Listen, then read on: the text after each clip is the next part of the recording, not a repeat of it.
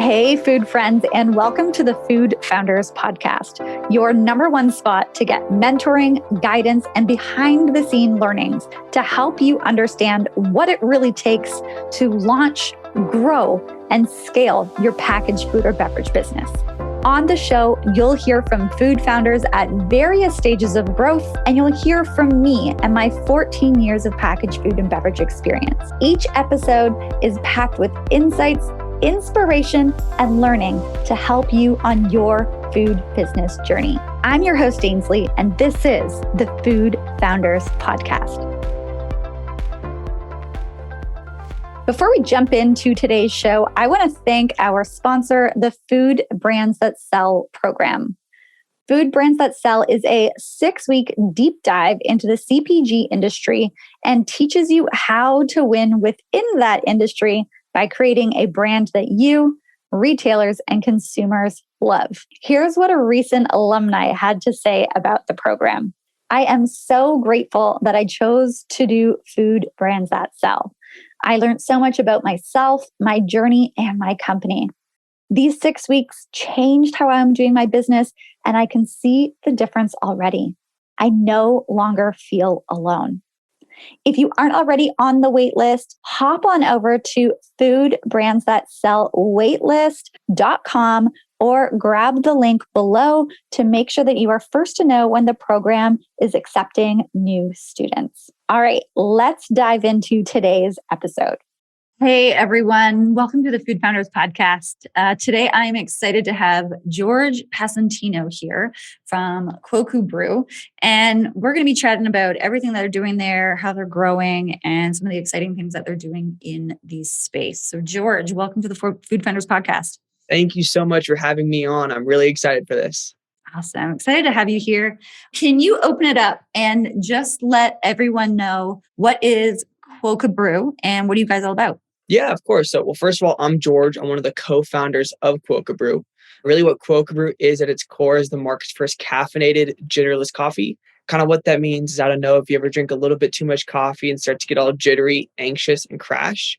We have a blend of organic amino acids that we infuse into our cold brew coffee that eliminate all of the negative side effects of caffeine without sacrificing any of the energy or focus. That's exactly what people are looking for. I love coffee, but I am one of those people who will get those jitters and it's not good. It's definitely not good. So this is like perfect for so many people. Exactly. And how did you land on this? Are you like coffee lover? Like what landed you on this of all things? Yeah, absolutely. So the origin story of Quokka Brew is actually quite interesting. So to take it back from the very beginning, so my co-founder Ofek, I've known since 7th grade.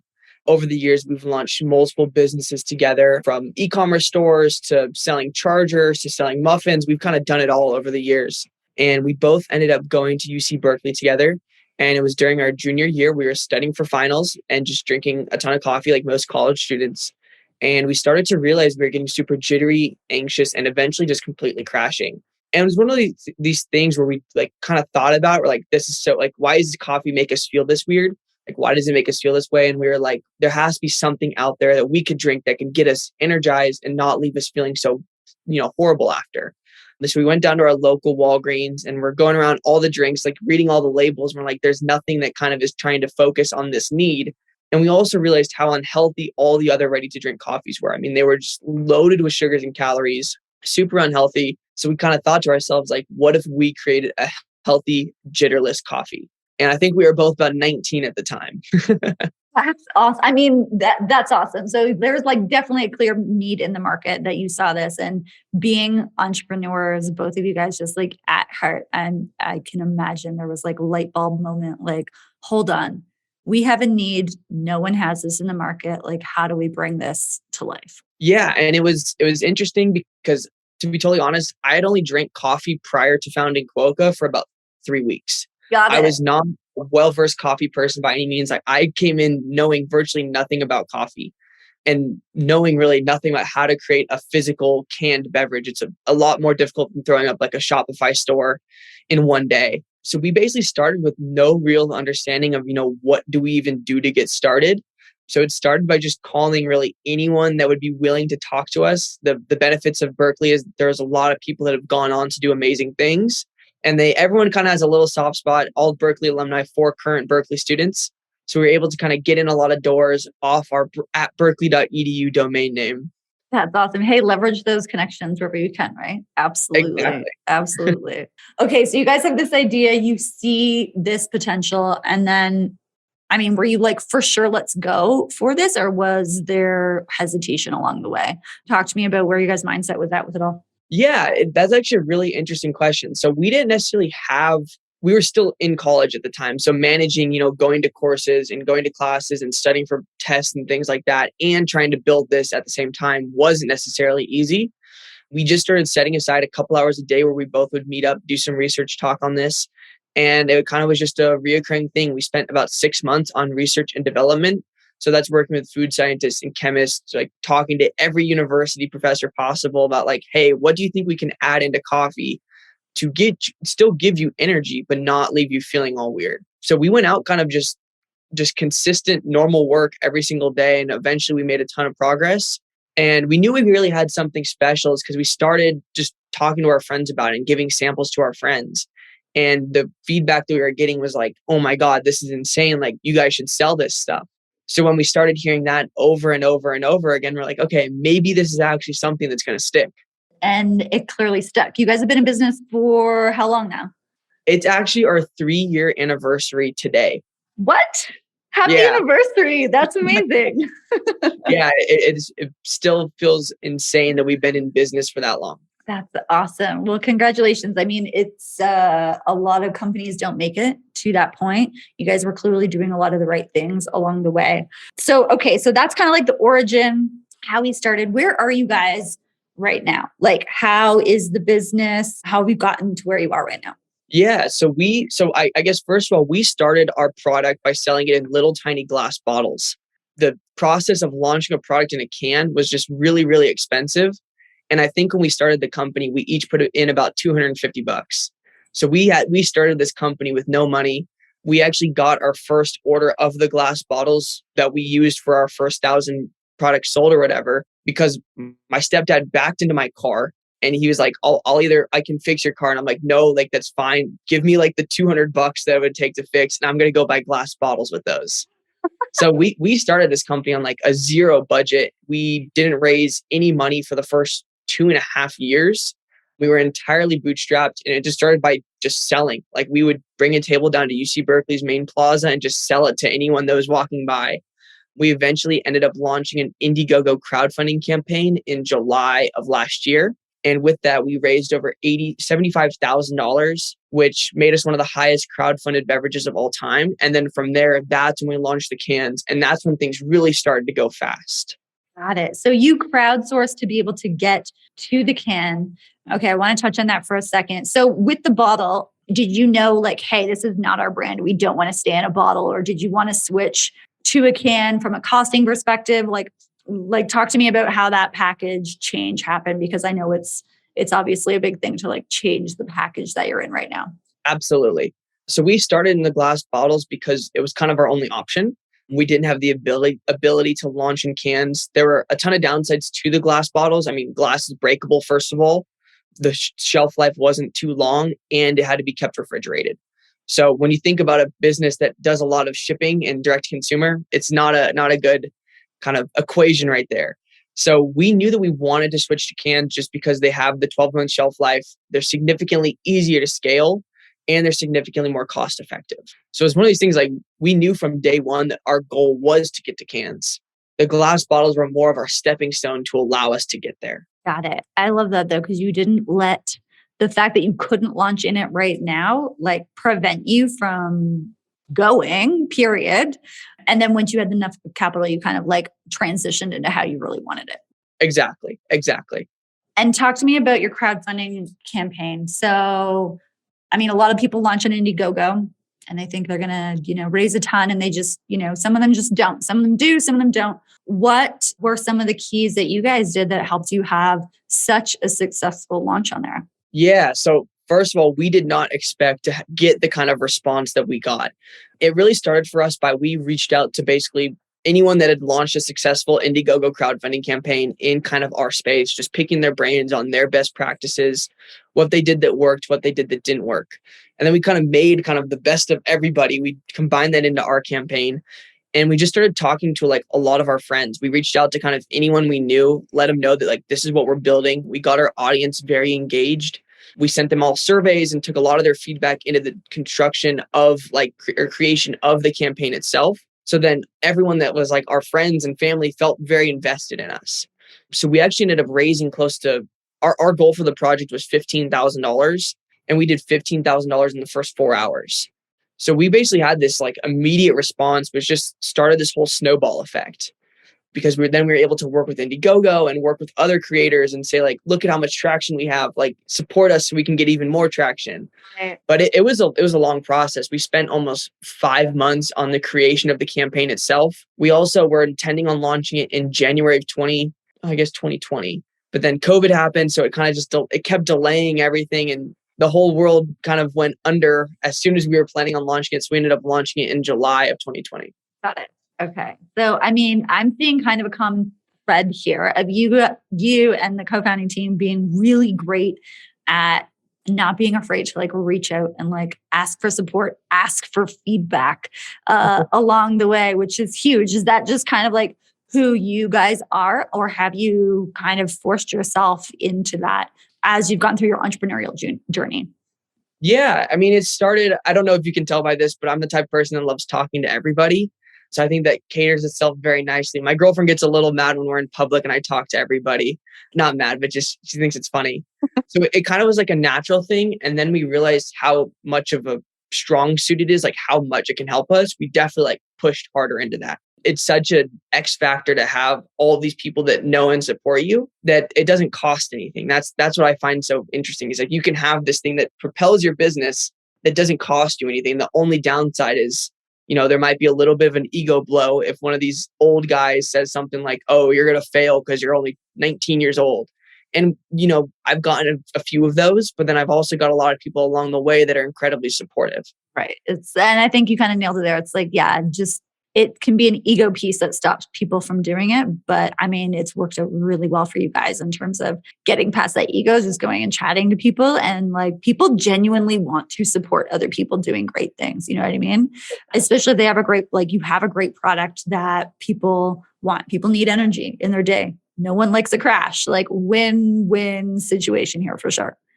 Absolutely. Okay. So love that you guys did that. So you were able to raise, so you raised a lot more than what you had expected, which is incredible. You reached your goal like within hours, which is awesome. Did you know exactly where you wanted to spend that money to help you get to the next level? Like, obviously I know you wanted to go into cans, but since you surpassed that, did you guys know really clearly, we have additional money, this is exactly where it's going to be allocated to get us to that next level? Yeah, absolutely. So we knew that every penny that we were going to raise was going to go into the production of cans. So it's really easy for us because in CPG, the prices go down really fast the more you produce. So $15,000 was the minimum price to let us for us to produce about like 10,000 cans or something like that. With $75,000, we were able to produce significantly more, and it just helped us lower down our unit cost. So we knew that we were going to pour every penny we raised into this campaign or into the production of the cans. That makes sense. Okay, so I want to talk a little bit about what you guys have been doing for marketing and some of the pieces that you're looking to launch for marketing right now. Talk to me about what marketing you guys have done right now. Indiegogo, I would definitely say, is like a form of marketing right there. Obviously, you going and chatting to people as well. But what else have you guys invested in to get the word out? Yeah, so we're pretty different when it comes to marketing and kind of how we put ourselves out there. Like the traditional route of just running Facebook ads and things like that hasn't really been a huge focus for us. We've put some money there, but it just hasn't been the best return. We've done the best with just grassroots, like kind of brick by bricks type stuff. Like we still focus on the college market. So we have ambassador programs at virtually every college campus in California. And that means students are out there tabling, throwing out samples or passing out samples basically 2 to 3 times a week. So we've really taken the brick by brick approach there. We haven't had any like lucky breaks, I guess you can say, like getting on Good Morning America or Shark Tank or anything like that.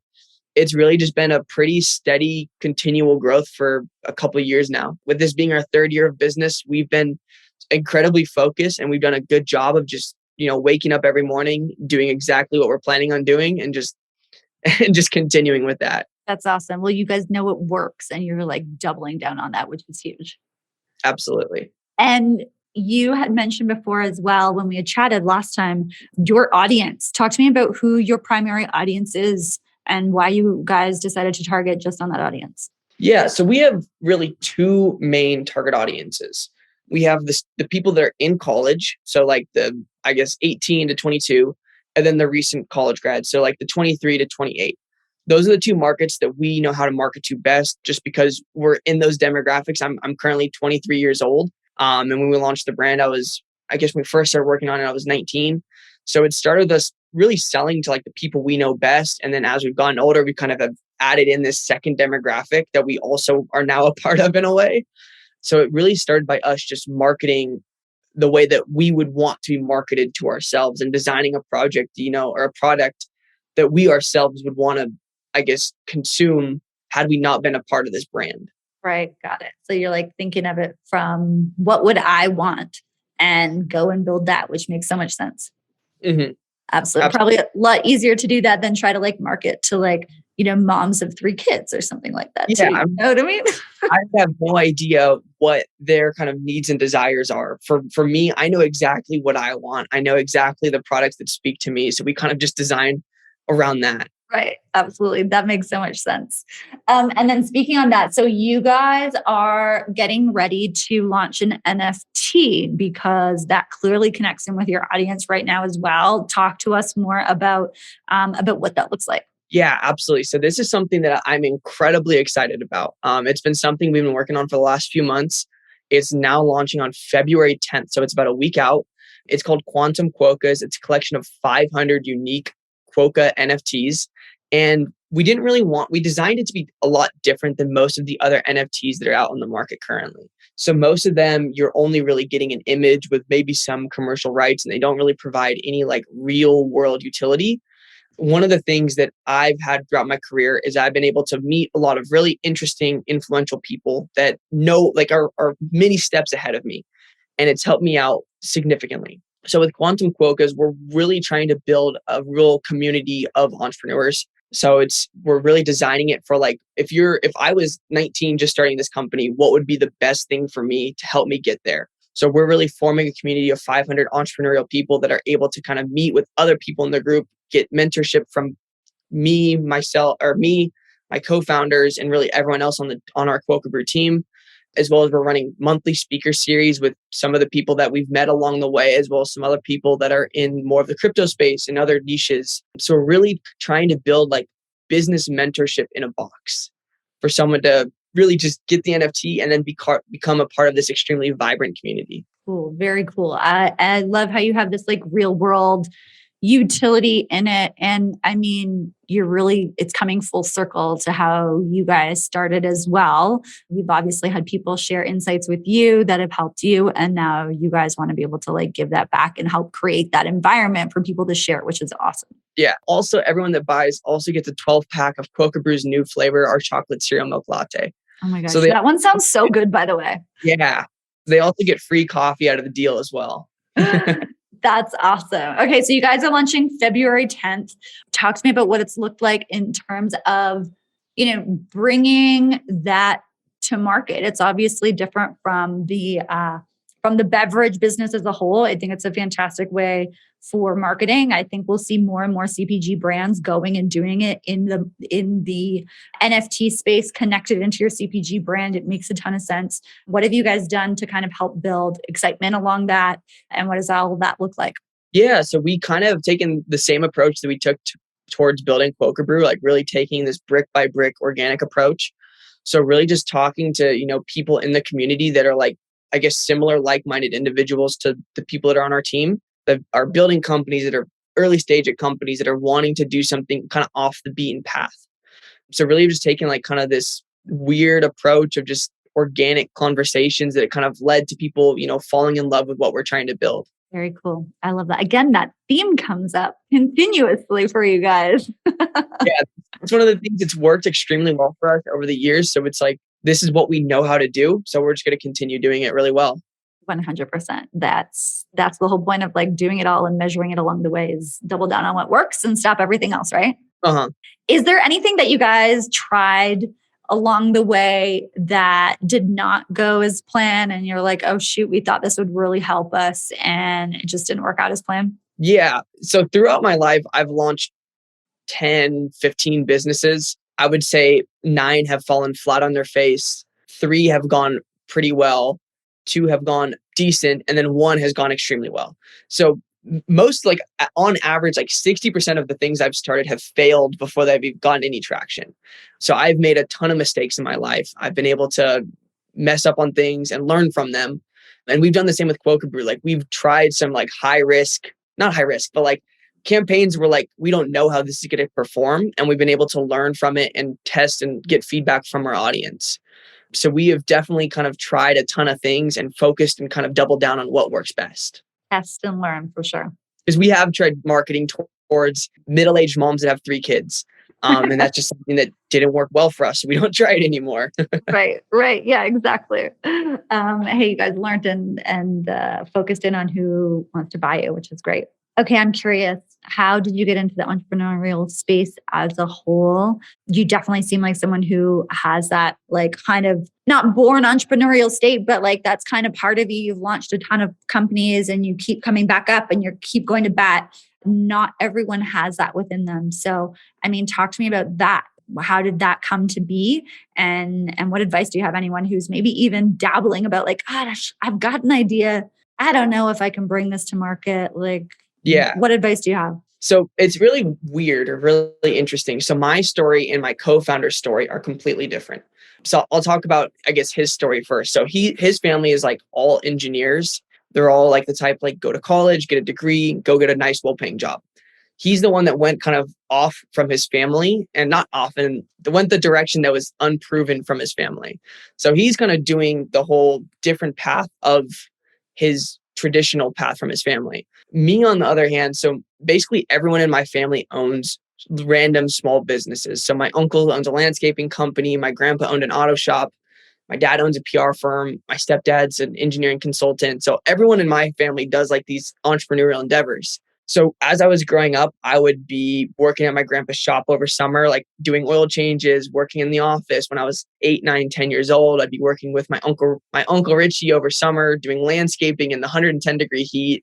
I'd be working at my grandpa's nursery, helping him around there. I've been kind of doing a lot of these things throughout my life. So I always felt like this was my path. I don't know if it was just because of the way I was raised or just, who I am as a person. So it kind of fit in very well. And I have an extremely supportive family that was able to say, like, when I told them I was going full-time on Quokka Brew, they're like, awesome. Like, that's really exciting. Like, it wasn't never anything like, oh, what if you fail? It was always supportive. So I think I'm just really lucky to have a support system like that. In terms of my advice to anyone that would want to start a business or go kind of this entrepreneurial path, I would just say, do it. Like, who cares if it fails? Like, things are going to fail. Like, you only get to live your life once, as cliche as that is. So it's like, why would you want to settle doing anything you don't want to do? Like, at least my goal in life is to live the most crazy, off the wall, extravagant life possible. And not in the sense of money, but just in the sense of experiences. Like, that's just what my kind of view on the world, at least what I value is. So if anyone's on the fence, I would just say, just try it. I mean, what is the worst that can happen? It's really not that bad. I love that. And 100%. It's people stay in their heads too much. And I mean, no saber-tooth tiger is going to come and kill you if your business doesn't go as planned. Like, you're going to be fine at the end of the day. Mm-hmm. I think that as long as people have like a drive, as long as you're able to stay motivated and keep yourself motivated, like that's 90% of it. I wouldn't say that the Quokka Brew team is like disproportionately intelligent. We just wake up every morning and continue working and just keep doing. Right. Awesome. As we wrap things up here, where is Quokka Brew going next? What are kind of next steps for you guys? Where can we expect to see you guys go? Yeah. I think that there's a lot of opportunities that lay ahead of us right now. I think our kind of go-to focus right now is being kids that are in college or people that are in college. Like, we want to be their go-to coffee drink and energy drink more than that. So our goal is really to dominate and own the ready-to-drink caffeinated market for college students, and then reaching out into young professionals. So I think in terms of our next 24 months, that's what we're going to be entirely heads down focused on. Awesome. Well, I look forward to watching you guys kind of dominate that campus space. And, people who are just getting out of school and things like that, people who are like out there grinding in all the different ways, whether it be entrepreneurship, in class, whether that be, just getting their first job, trying to manage it all. You guys have a really great product and you've created, you're creating a little bit of a cult following around it, which is incredible, which is totally incredible. Absolutely. But you guys have listened to your customer to get there, which is awesome. You solved your own need. And I'm excited to see what you guys do with your NFT launch as well. I think that's a great way to build a community. And I think that'll be really awesome to watch that. So yeah. We're super excited. Yeah, no, it'll be great. Well, thank you so much for sharing your story, George. Again, congratulations on everything that you're doing. Congratulations on your 3-year anniversary today. Are you and your partner doing something to celebrate? Not really. We've never really celebrated anniversaries. Okay, you guys need to just go and at least go cheers a Quokka Brew, if not go cheers a beer or something like that. Awesome. Well, great job with everything that you're doing and can't wait to continue to watch you guys grow. Thanks, George. Thank you so much for having me on. That's it for this week, food friend. Thanks for tuning in. If the show helped you in any way, please go ahead and leave a rating or review of the show below. I also want to thank our sponsor one more time, the Food Brands That Sell program, the program to transform how you navigate the CPG industry and ultimately sets you up for success within it. Go ahead and get yourself on the waitlist using the link below, or you can put yourself on the waitlist at foodbrandsthatsellwaitlist.com. Catch you next time, food friend.